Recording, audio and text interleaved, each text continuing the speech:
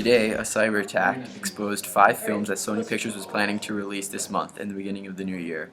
Sony is working with law enforcement to try and bring the hackers to justice. According to unnamed sources, North Korea may have had something to do with it.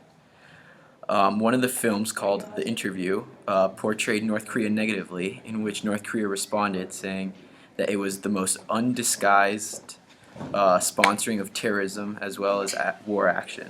The internet hacking group called Guardians of Peace have claimed responsibility for this exposure. And in other news, the Expendables 3 in the UK got exposed as well and caused $10 million in lost box office taking.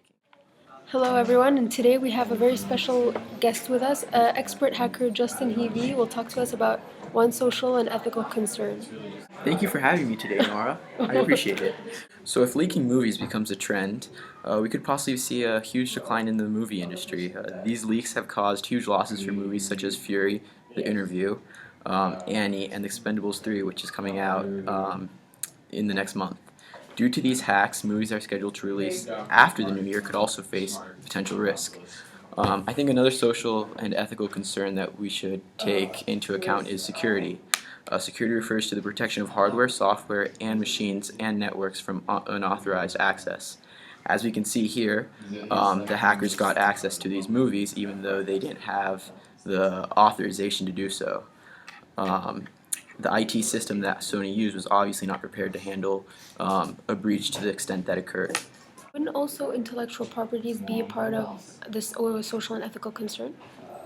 Yes, intellectual property is protected by law. For example, patents, copyrights, trademarks, which enable people to earn recognition for financial benefit from what they invent or create. Interesting. The relationship of one primary stakeholder to the IT system would be the Sony company. In its computer system, it has stored all the movies that have yet to be released, so after the hacking occurred, the movies have been illegally online. This will cause the company to lose its money because not a lot of people would go and watch the movies after the release. Also, the Sony company depends on its internal computer system, so with the sudden cyber attack and the appearance of malicious malware, Sony will lose all its data. What this malware does is override all data on hard drives of the computer as well as the master boot record, which prevents them from booting up. The overwriting of the data files is extremely difficult, if not impossible, and very costly. So to recover the data, standard forensics method is required, and even with that, it's not guaranteed it would work. The IT system involved in this article would be the database. A database is basically a collection of information organized in such a way that a computer program can quickly select desired pieces of data. Traditional databases are organized by fields, records, and files.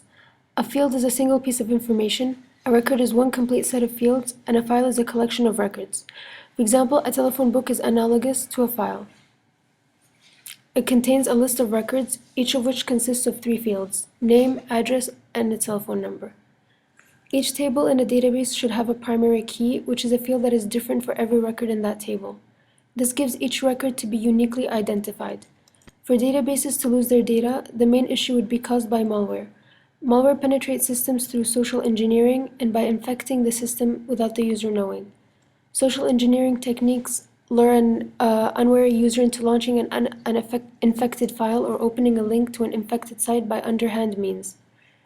This method is employed by numerous email worms and other types of malware.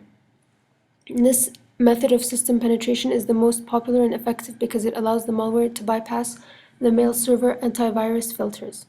Peer-to-peer networks are also quite often used. A worm or Trojan appears on the peer-to-peer network using a name designed to attract attention. For example, AIM and AOL password hacker.exe, Microsoft CD keygenerator.exe, pornstar3d.exe, PlayStation emulator crack.exe. When searching for programs, peer-to-peer users see these names, download the files, and launch them. First of all, data integrity ensures that the data is correct, relevant, and up to date. This is one of the biggest issues related to databases because a lack of data integrity can cause a wide range of social impacts, including economic losses and legal problems. It can be even worse because a lot of people trust computers. It can sometimes be hard to convince database managers to correct or remove erroneous data. A real life situation that has occurred was a woman lost her job because an FBI background check mistakenly stated that she was unsuitable for the job without saying why. The problem here was how they concluded that the woman was unsuitable for the job because there were no facts supporting it. There can also be problems related to the database itself, and that fits in the reliability bit of strand 1. Some examples are out of date, entered incorrectly, transferred from another database, changed accidentally, changed deliberately, incomplete, and totally missing. So for the general public, the release of movies could mean that people will be able to see the movies for free online by downloading them illegally. On one hand, this could allow people who don't have sufficient funds to go see new and upcoming movies, but then again, at the same time, it could also allow for hackers to gain more fame and possibly even influence young children to hack. If these hacks get publicity, they can definitely influence the youth. Another possible stakeholder, or another definite stakeholder, would be Sony. They are losing huge profits from these leaks and have been deliberately targeted.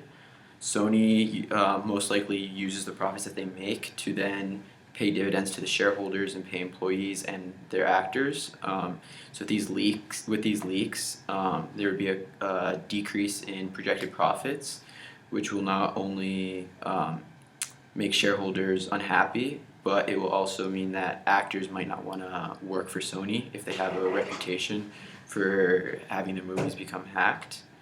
And then lastly, one of the main stakeholders is the authorities. Law enforcement has the responsibility to bring hackers to justice. They have to try and find criminals online and try and track them down. Also, they are the ones who have the ability to stop and limit what hackers can do and try and provide a safer environment for the rest of us. So solutions, Sony could upgrade their IT system to make it more secure and more reliable. By changing their IT system, they would also throw off hackers, hopefully allowing their movies to be more secure. Also, they could try and find an alternative way to store movies before they get released. Maybe they could try and put it in a system that cannot be accessed from the internet. For the general public, we could try and teach people from a young age how to properly use the internet. If hackers hack movies and then nobody watches them, there will be no incentive for them to continue their illegal activities. Obviously, this is a little bit unrealistic, but it is relevant. Education from a young age can go a far way. Hopefully, as IT continues to evolve, we will be able to make progress and people will use the internet as it was intended. What some of the general public may not understand is that the movies we watch and enjoy are funded by the money that we spend to pay for them. So if everybody hacked movies and TV shows, there would be no incentive for the TV stations to continue making TV shows and for production companies to continue making movies. Lastly, the law enforcement can also continue to use IT systems to try and locate hackers and bring them to justice. Law enforcement can try and shut down malicious websites and find bugs. They can also use IT to their advantage by using surveillance on the internet to monitor what people do, making sure that nothing is illegal. By monitoring what we do on the internet, we can have a clear indication of who is using the internet properly and who is causing harm to the web.